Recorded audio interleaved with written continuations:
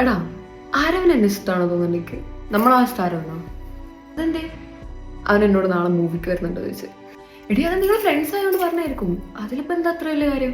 എടി അങ്ങനെയല്ല, അവരുടെ സംസാരത്തിലൂടെ ഒക്കെ മനസ്സിലാവും അത്. എടി സംസാരത്തിലൊക്കെ ഇപ്പൊ എന്തിരിക്കണം? അവൻ എല്ലാവരോടും ഫ്രണ്ട്ലി അല്ലേ, പിന്നെ ഇപ്പൊ എന്താ?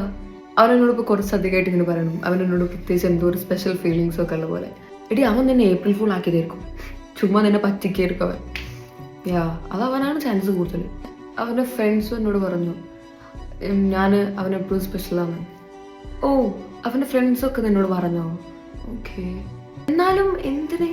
ലൈക്ക് ഞാൻ ഇപ്പോഴും പറയണേ, അവനെക്കാണ് നല്ല ഭംഗിയാണ്, യു സോ പ്രിറ്റി, ബട്ട് ഈ ഒരു ആവറേജ് അല്ലേ ഉള്ളൂ.